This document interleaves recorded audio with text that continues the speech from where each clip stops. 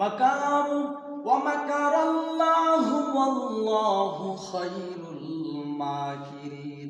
আল্লাহ রাব্বুল আলামিন বলেন, আমার সঙ্গে মকরবাজি করে, আমার সঙ্গে কৌশলী করে বান্দাকে ভুলে গেছে আমি আল্লাহ তো বড় কৌশলী।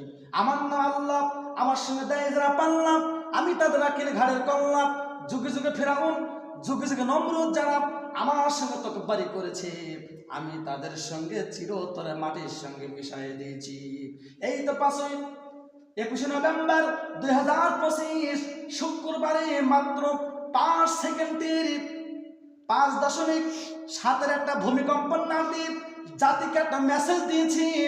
ভূমিকম্পের কাঁপাকাঁপি যখন শুরু হয়ে গেছে, মানুষের ভিতর দাপাদাপি শুরু হয়ে গেছে, বিল্ডিং থেকে সেই সাদের বাড়ি থেকে পালানোর জন্য খোলা ময়দান তালাশ করে, কোথায় পালাবো, কোথায় যাব।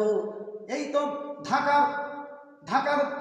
ঢাকার নাবিস্কুপ অথবা ঢাকার পুরান ঢাকায় কিছু মানুষ জীবন দিল, ভূমিকম্পের কারণে দুনিয়া ত্যাগ করলো। সম্মানিত হাজিরিন, ভূমিকম্প কখন হয় মানুষ অনেকেই জানে না।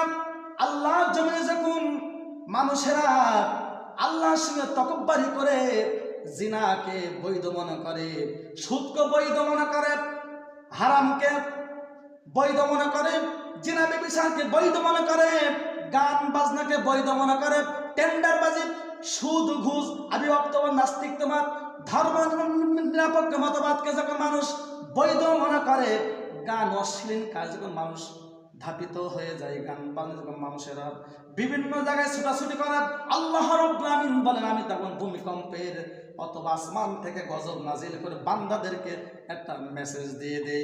কারণ আমি রাব্বুল আমিন বড় ক্ষমতাধর।